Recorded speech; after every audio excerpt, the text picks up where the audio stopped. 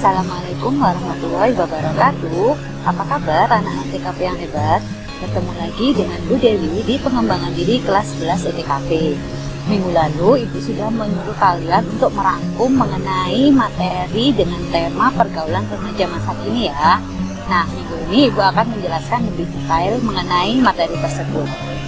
Nah, yang pertama kita akan membahas mengenai aspek psikososial remaja. Apa aja sih aspek psikososial remaja? Itu ada 3. Yang pertama adalah keluarga, yang kedua adalah pendidikan, dan yang ketiga adalah kepribadian.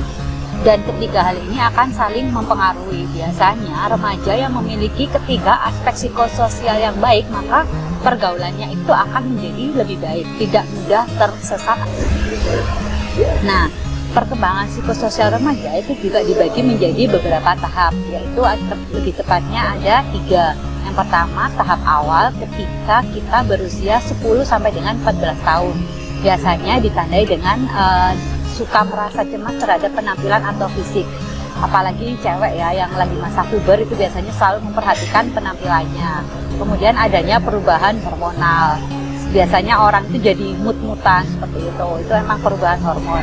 Kemudian menuntut lebih dari yang seharusnya. Kemudian dia itu juga biasanya menuntut untuk lebih sama dengan teman sebayanya. Biasanya dia suka membandingkan dirinya dengan teman sebayanya. Lara itu loh kok punya ini ya, saya kok nggak punya ya. Nah, itu biasanya perkembangan psikososial remaja di tahap awal.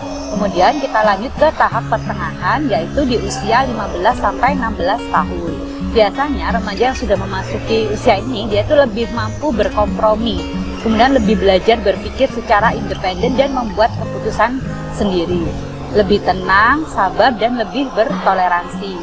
Kemudian dia itu cenderung merasa dirinya mampu akan sesuatu yang akan dihadapinya, mampu menghadapi segala permasalahan seperti itu. Padahal ya aslinya kita tuh tetap masih butuh orang lain, cuma emang psikososial remaja di tahap pertengahan memang seperti itu.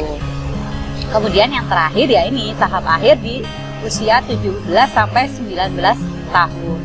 Ya, dia itu biasanya hampir siap menjadi pribadi yang dewasa dan mandiri, kemudian cenderung merasa pengalamannya itu berbeda dari orang tuanya. Ya, anak zaman sekarang kan mesti gitu. Ibu kok dulu begitu zamannya, sekarang kan begini. Nah, itu emang apa ya? Psikososial remaja tahap akhir tuh dia merasa pengalaman zaman sekarang ini berbeda dengan zaman dulu seperti itu. Kemudian dia tuh lebih suka terlibat dalam kehidupan, pekerjaan, dan hubungan di antara keluarganya. Kemudian cenderung menghabiskan waktu dengan lawan jenis. Biasanya yang tahap akhir ini cenderung lebih suka berteman, lebih mementingkan temannya, apalagi yang dengan lawan jenis. Kan sudah mulai muncul rasa suka atau tertarik terhadap lawan jenis seperti itu. Oke? Nah, selanjutnya kita akan membahas mengenai faktor yang mempengaruhi pergaulan remaja. Itu ada 4. Yang pertama, kondisi fisik. Yang kedua, kebebasan emosional. Yang ketiga, interaksi sosial. Dan yang keempat, pengetahuan terhadap kemampuan diri. Lanjut kita ke pergaulan sehat. Apa sih pergaulan sehat? Pergaulan sehat adalah interaksi sosial antara individu yang satu dengan yang lainnya dalam kurun waktu yang lama sehingga menimbulkan tindakan yang saling memberikan pengaruh satu sama lain. Prinsip dasar pergaulan sehat itu ada 6. Yang pertama, 1. Tidak berprasangka buruk.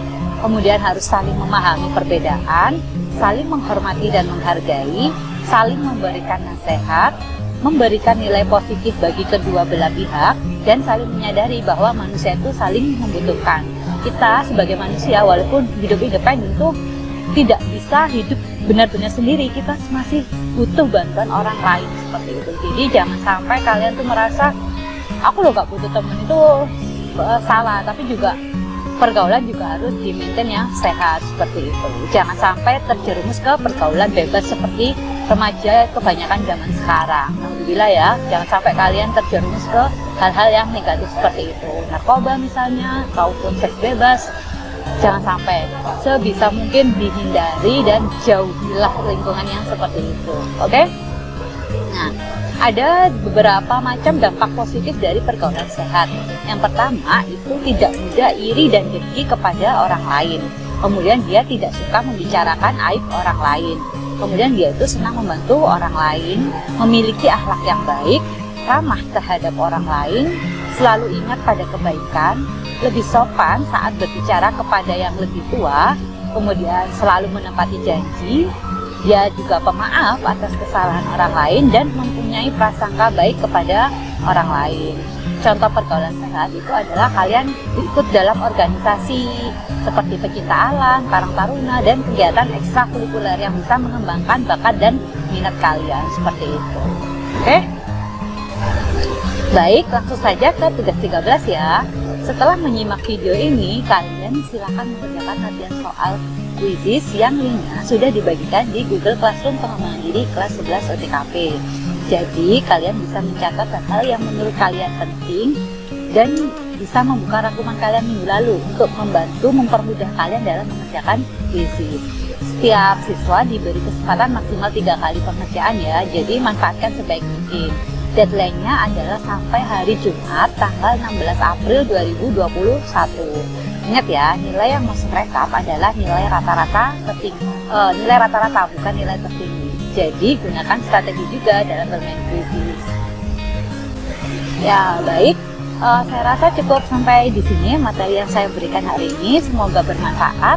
Apabila ada yang kurang jelas, bisa tanya melalui chat pribadi di WA ya. Seperti biasa, sebelumnya ada informasi mengenai pendaftaran PPDB tahun pelajaran 2021-2022. Kalian bisa merekomendasikan kepada tetangga atau kerabat jika ingin memasuki SMK seperti itu. Oke? Terima kasih atas perhatiannya. Jangan lupa always do your best, stay safe and stay healthy. Berhubung minggu depan sudah memasuki bulan Ramadan, Bu Dewi mengucapkan minal aidin wal faizin dulu ya. Mohon maaf apabila selama ini ada kesalahan baik dalam ucapan ataupun tindakan yang disengaja ataupun yang tidak disengaja. Semoga Ramadan kali ini bisa lebih membawa berkah bagi kita semua. Semangat untuk menjalankan ibadah di bulan Ramadan ya anakku. Baik, sampai ketemu lagi minggu depan. Assalamualaikum warahmatullahi wabarakatuh.